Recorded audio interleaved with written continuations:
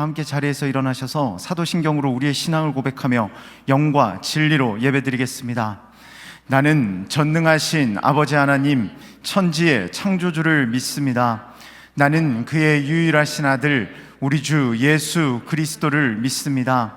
그는 성령으로 잉태되어 동정녀 마리아에게서 나시고 본디오 빌라도에게 고난을 받아 십자가에 못 박혀 죽으시고 장사된 지 사흘 만에 죽은 자 가운데서 다시 살아나셨으며 하늘에 오르시어 전능하신 아버지 하나님 우편에 앉아 계시다가 거기로부터 살아있는 자와 죽은 자를 심판하러 오십니다. 나는 성령을 믿으며 거룩한 공교회와 성도의 교제와 죄를 용서받는 것과 몸의 부활과 영생을 믿습니다. 아멘.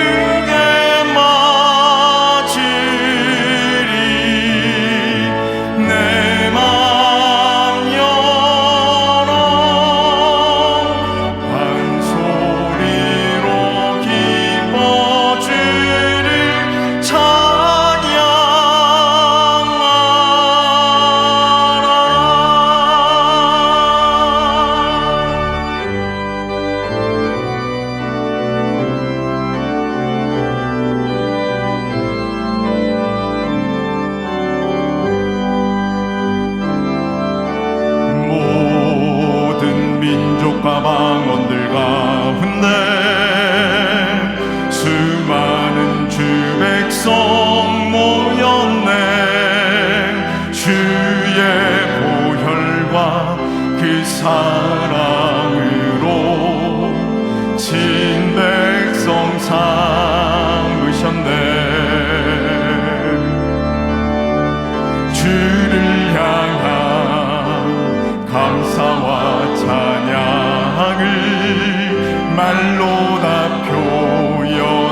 수 없네. 다만 내 소리 높여 온 마음을 다해 찬양하리라. 할렐루야 할렐루야 할렐루야. 어린 양 할렐루야 할렐루야. 주의 보혈 덮으사 모든 족속 모든 방언 모든 백성 열방이 모든 영광 모든 존귀 모두 찬양 주께 드리네.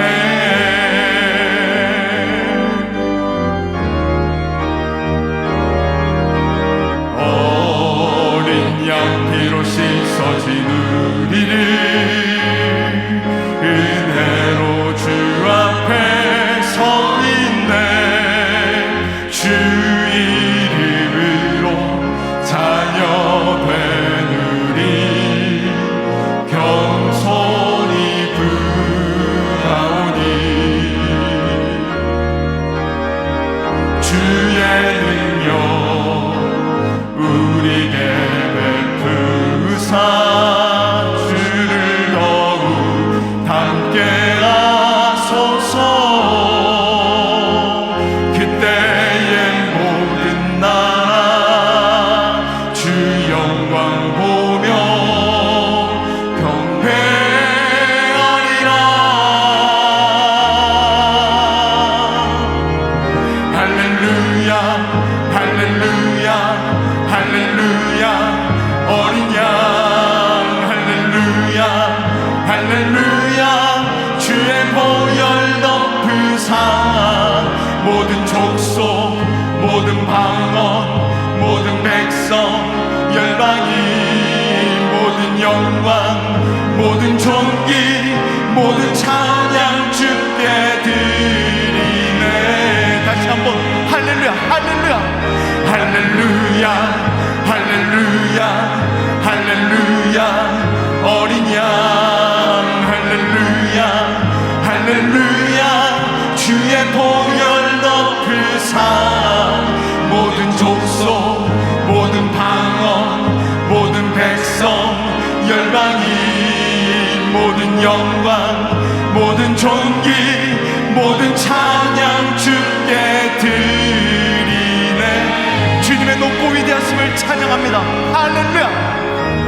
주님의 높고 위대하심을 내 영혼이 찬양하네. 주님의 높고 위대하심을 내 영혼이 찬양하네. 주님의 높고 위대하심을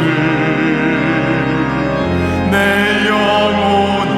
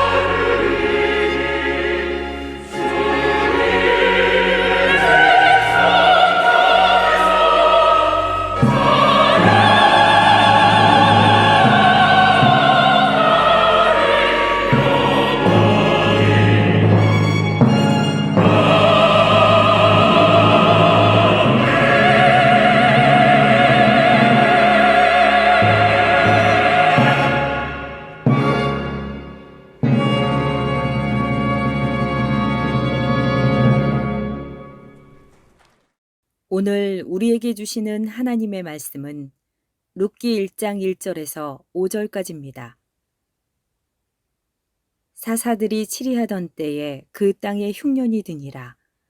유다 베들레헴의 한 사람이 그의 아내와 두 아들을 데리고 모압 지방에 가서 거류하였는데 그 사람의 이름은 엘리멜렉이요 그의 아내의 이름은 나오미요 그의 두 아들의 이름은 말론과 기럐이니 유다 베들레헴 에브라 사람들이더라. 그들이 모압 지방에 들어가서 거기 살더니 나오미의 남편 엘리멜렉이 죽고 나오미와 그의 두 아들이 남았으며 그들은 모압 여자 중에서 그들의 아내를 맞이하였는데 하나의 이름은 오르바요 하나의 이름은 룻이더라. 그들이 거기에 거주한 지 10년쯤에 말론과 기럐 두 사람이 다 죽고 그 여인은 두 아들과 남편의 뒤에 남았더라. 이것은 주님의 말씀입니다. 아멘. 우리가 살아가다 보면 크고 작은 일들을 만나고 또 여러 갈래길을 만나고 그때마다 선택해야 되고 결단을 해야 되는데 그때 가장 필요한 것이 영적 통찰력입니다. 물건 하나를 사도 최하 10년은 봐야 되잖아요. 물건을 잘못 사면은 큰 어려움이 없지만 우리들의 인생의 행로에는 그 쉬운 길이 아니고 하나하나가 다 소중합니다. 결정할 때마다 아주 깊은 영적 통찰력이 요구되는데 그 점을 오늘 룻기서를 통해서 여러분들에게 말씀을 좀 드리려고 그래요. 오늘 이 본문을 보면 나오미의 가정, 이 가정을 통해서 우리에게 메시지를 주시는데 5가지로 나눠서 5번의 장면을 여러분들에게 제시를 하려고 합니다. 첫 번째 장면은 베들레헴에 살아가고 있는 나오미의 가정의 모습입니다. 성경은 베들레헴에 나오미라고 하는 한 가정이 살고 있었다. 그렇게 시작을 합니다. 그런데 이 나오미의 남편이 엘리멜렉인데 엘리멜렉은 유다 자손입니다. 거기다가 갈렙의 11대 자손입니다. 로얄 패밀리라고 그래요. 역사성 또 신앙의 큰 뿌리를 가진 영광의 가문이라 그런 말이죠. 여러분 갈렙 잘 아시잖아요. 가나안에 아주 지대한 영향을 끼친 사람이 갈렙입니다. 정탐꾼들이 돌아와가지고 가느냐 마느냐 위기에 처했을 때 앞장서서 끌고 나갔던 사람이 갈렙이에요.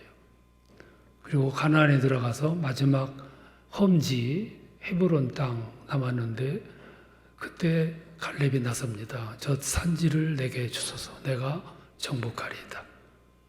그렇게 해서 정복한 땅이 베들레헴이에요. 그런데 그 베들레헴은 무슨 땅이냐면은 미가서에 보면 장차 100년 후에 거기서 다윗이 태어나고 1100년 후에 그 땅에서 예수가 태어나리라. 예언된 땅이 베들레헴이에요. 그 베들레헴에 나오미 가정이 지금 살아가고 있습니다.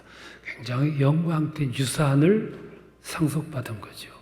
오늘 첫째 장면은 베들레헴에 이런 가정이 있었다. 베들레헴에 나오미라는 신앙의 역사성을 지닌 아주 소중한 유산을 간직한 한 집안이 있었다. 이렇게 시작을 해요. 첫 번째 장면이고요.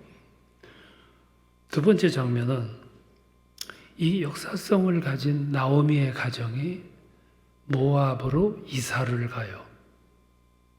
이사 갈 수 있습니다. 살아가다 보면 이사 갈 수 있죠. 근데 어디로 이사 가느냐는 건 중요한 거예요. 어디로 이사 갔냐면 모압으로 이사를 갔어요. 이 성경은 나오미 가정이 모압으로 이사를 갔다는 것을 고발하고 있어요. 나오미 가정이 어떤 가정이냐면 신앙의 찬란한 영광을 상속받은 가정이 더군다나 약속의 땅 베들레헴을 버리고 모압으로 이사를 갔다. 이걸 강조해서 고발을 하고 있어요. 모압이 어떤 땅입니까? 롯이라고 하는 사람이 삼촌 아브라함과 다투고 그리고 떠나가서 정착한 곳이 소돔입니다. 소돔이 유황불의 심판을 받아요. 그때 두 딸과 함께 호렬단신 다 놓고 탈출을 합니다. 그래서 동굴 속에서 함께 살아요. 대가 끊기게 생긴 거란 딸들이 아버지에게 술을 마시게 해서 취한 다음에 아이를 잉태한 아이가 모압이에요. 지금 그 후손이 왕성하게 번성을 해서 이룬 부족이 모압입니다. 근데 그 모압 땅에서 섬기는 신이 몰렉과 그노스예요. 인신 제사를 드리는 우상을 섬기는 땅이 모압이라고 하는 거죠. 나오미 가정이 어디로 이사했냐면 그 땅으로 갔어요. 모압으로. 지금 베들레헴에 흉년이 들었어요. 왜 흉년이 들었냐면 베들레헴은 가나안 땅의 중심이잖아요. 가나안 땅에 가서도 우상을 섬겼어요. 하나님이 지긋지긋해서 애굽에서 우상 섬기는 것을 볼 수가 없어서 백성들을 이끌고 가나안 땅에 들여보냈는데 거기 가서까지 우상을 섬겼어요. 그래서 하나님의 징계가 베들레헴에 임해서 지금 흉년이 들어있어요. 벌 중이에요, 지금. 모든 백성들은 그걸 알고 묵묵히 감수하고 있는데 신앙의 역사성을 가지고 있는 나오미 가정이 먹고 살기가 힘들다고 이사를 가요. 이사 갈 수 있죠? 근데 어디로 가냐? 모압으로 갔다 이거지. 성경을 이렇게 질문을 하고 있어요. 왜 하필 모압으로 이사 가냐? 이사 갈 수 있어요? 근데 왜 하필이면 모압이냐 그거예요. 하나님이 가장 싫어하는 것이 우상숭배. 그래서 가나안 들어가게 했는데 거기서까지도 우상을 섬겼어. 지금 징벌로 예루살렘이 흉년 중이에요. 조금 눈을 뜨고 보면은 지금 하나님의 징계가 임했다는 걸 아는데 모든 사람들이 그걸 알고 묵묵히 감수하고 있는데 그러면 안 되는 나오미 가정이 이사를 가요. 더군다나 어디로 갔냐면 모압 땅으로. 여러분 신앙생활하는 우리는 신앙생활 중에서 가장 중요한 것이 중심입니다. 신앙인의 중심이 하나 있어요. 그게 뭐냐면 아무리 배가 고파 죽을 지경이 돼도 말씀이 첫째라는 거예요. 그래서 예수님은 40일 금식한 후에 말씀하셨어요. 40일 금식한 사람에게 제일 필요한 게 뭡니까? 먹는 거잖아요. 그럼에도 불구하고 예수님 말씀이 먹는 것보다 말씀이 먼저다. 이렇게 규정을 하셨어요. 이게 신앙인의 삶의 중심이에요. 초점이죠. 근데 그때도 말씀이 아니고 떡이 먼저인 경우가 뭐냐면 모압으로 이사 가는 거예요. 이 삶에는 순서가 있는데 특별히 영적 생활에는 중요한 것이 순서예요. 먼저 말씀이야. 먹는 게 아니고. 먹는 걸 우선하려고 하면 모압을 가게 되는 거예요. 오늘 성경은 우리에게 이걸 강조하고 있어요. 베들레헴에 살던 그 역사성 가진 소중한 가정이 있었는데 모압으로 이사를.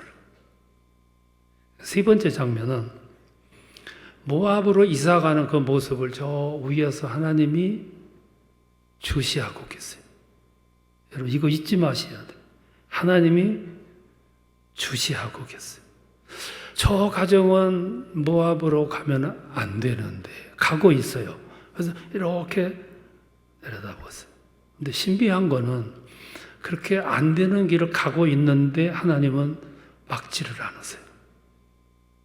여러분 이거 유심해야 됩니다.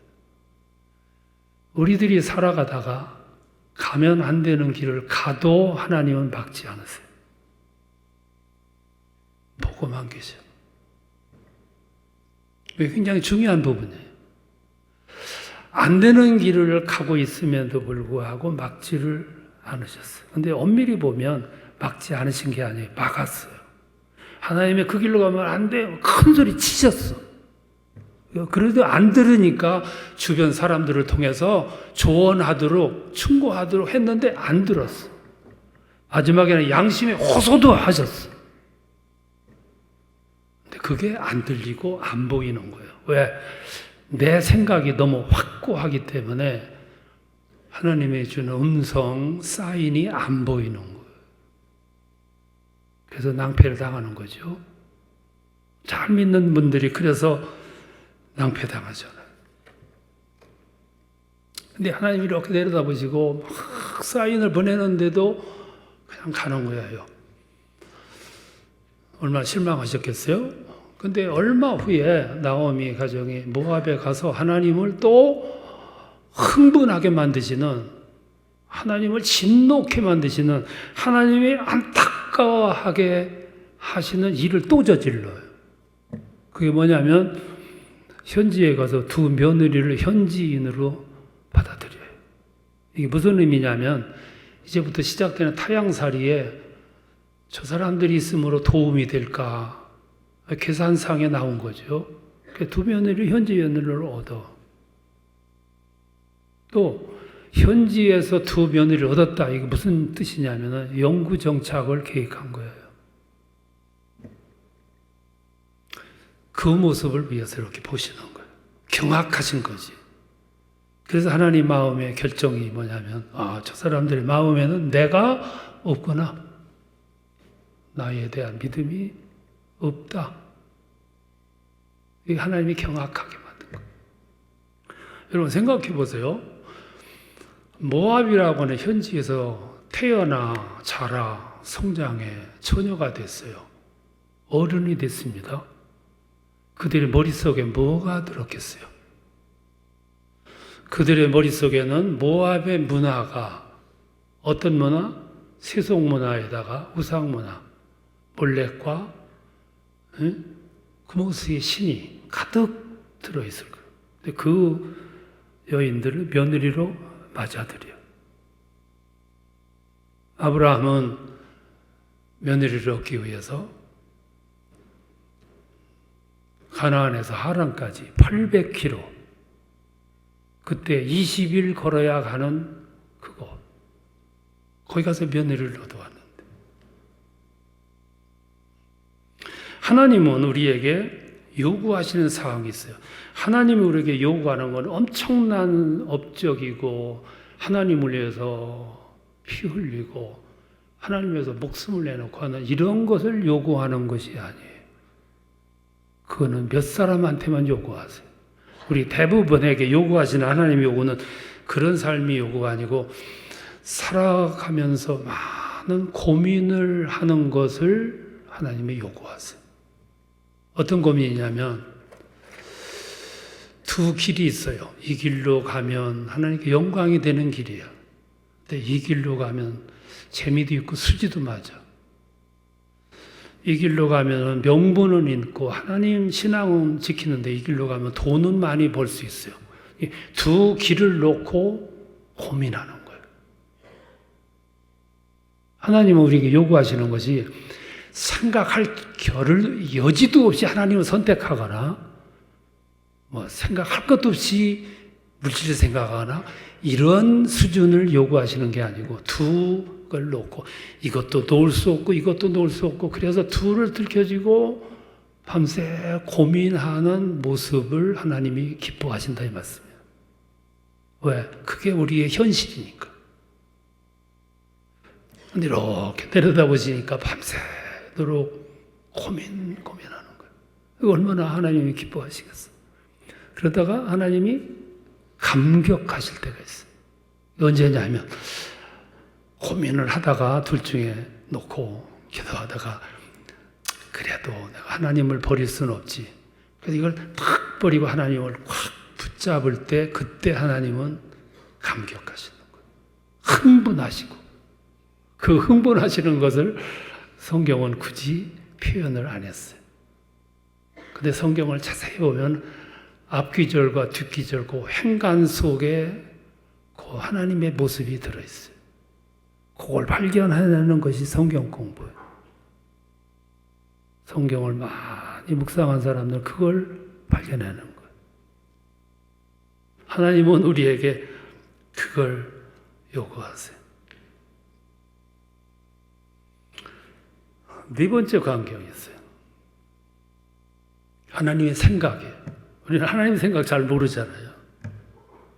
근데 하나님의 생각은 지금 모압으로 이사를 가는 나오미 가족이 다시 베들레헴으로 돌아오는 것이 하나님의 생각이에요.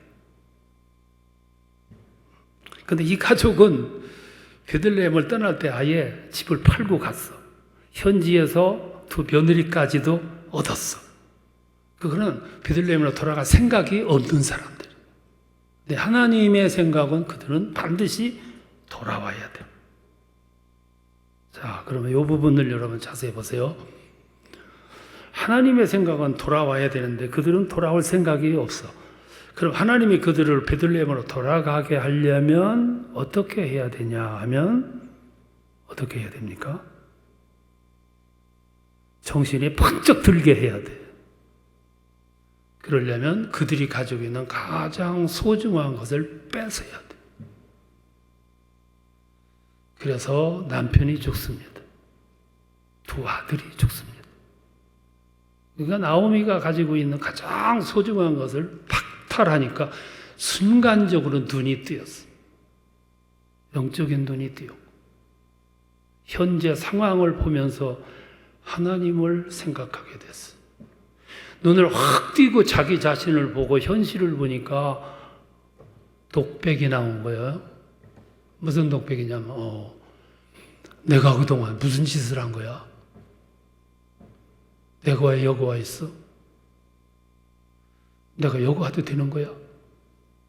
심각한 독백. 그래서 하나님이 때로 우리 삶에서 소중한 것을 박탈하시는 거예요. 눈 뜨게 하려고. 그래야 원위치가 되니까. 유턴하게 되니까. 그래야 회복이 가능하니까.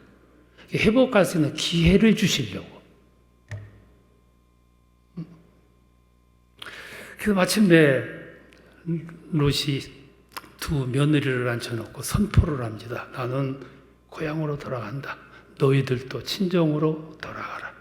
그리고 너희들 제가해서 평안히 살아라.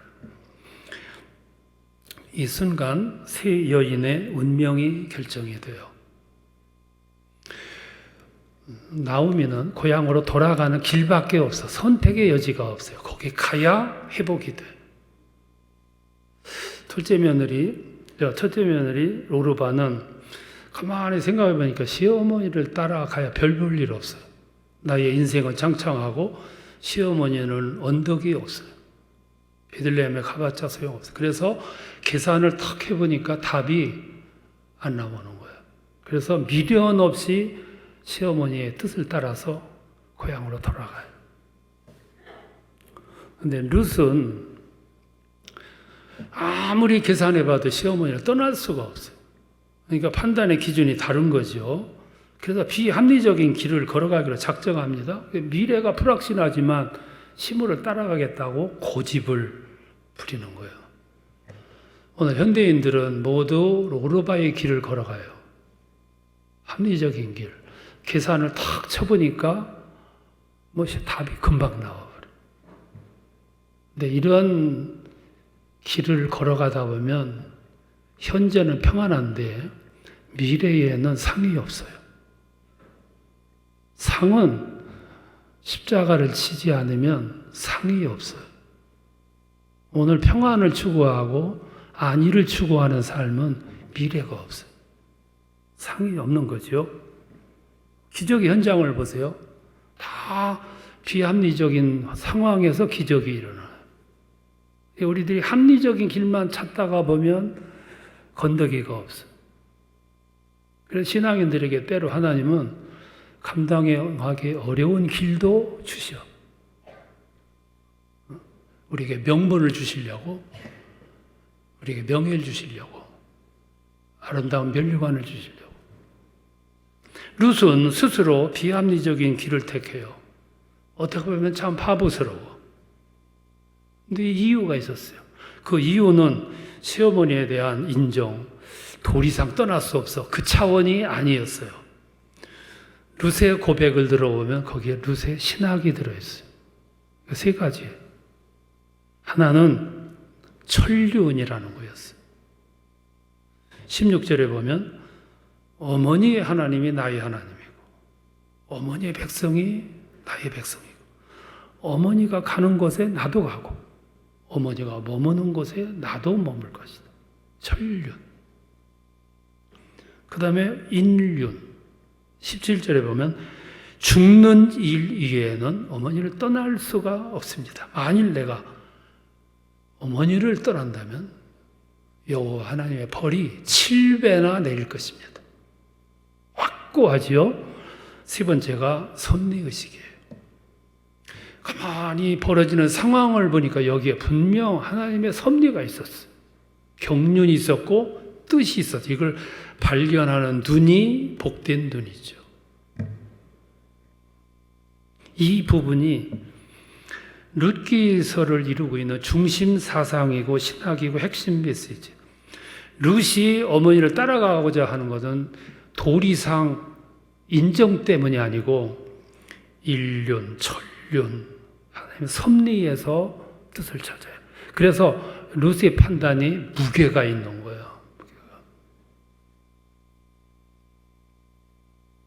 오늘 우리가 살아가고 신앙생활하는 분들에게 이 인생관이 있어야 돼요. 신학이. 근데 오늘 이 시대는 우리 삶에 이런 신성성, 하나님의 섭리의식이 없어요. 여러분, 가족 관계가 얼마나 소중합니까? 여기 신성성이 있어야 되거든요. 하나님의 섭리가 있어서 만들어진 가족. 그런데 가족이 파괴가 너무 심해. 왜 심하냐면 자기 이익 때문에 파괴가 됐어. 거기 신성성이라는 게 없어. 부부관계가, 형제간에가, 이웃과의 관계가 교회에서 신성성이 없으니까 파괴만 만들어지는 거예요. 우리는 룻의 심정 속에서 이 신학을 발견하게 되는 거죠. 그런 신학이 없었던 오르반은 금방 고향으로 돌아와. 그래서 룻기에서 그 순간 오르반은 잊혀진 여인이 돼요. 근데 룻은 그 순간 조연에서 주연으로 올라가는 거죠. 그게 룻기서가 된 거죠. 마지막 5번째 관경입니다. 룻이라고 하는 여인은 인생이 얼룩져 있어요. 실패, 깨져버렸어요. 근데 그 순간부터 베들레헴으로 가기로 작정한 순간부터 하나님이 그 인생에 개입하기 시작해요. 깨진 부분을 어루만져 회복하시고 부족한 부분을 채우세요. 이는 바보 같은 인생인데 하나님이 바보들과 함께 하세요. 하나님이 쓰시는 사람들은 대부분 똑똑한 엘리트가 아니고 바보스러운 사람들을 쓰세요. 바보 룻이 그 역할을 감당을 했어요. 하나님의 섭리가 그 인생에 개입하시. 가는 길을 사람을 만나게 하시고 이끄시고 선한 길로 안내하세요. 베들레헴에 와가지고 베들레헴에서 주지였던 유력 인사지요. 보아스를 만나 결혼을 해. 그리고 룻기서 4장 13절에 보니 보아스와 룻이 결혼을 함으로 말미암아 여호와께서 아들을 낳게 하셨는데 오벳을 낳아. 오벳이 이새를 낳고 이새가 다윗을 낳습니다. 다윗의 할머니가 누굽니까? 마태복음 1장 5절에 보면 낳고 20대에 가서 예수가 나시니라. 예수님의 애조모가 누구냐면 정조모가 누구냐면 저 꼭대기 할머니가 누구냐면 이교도 모함 여인 루시였어. 그 밑에서 20대에 가서 예수가 태어나.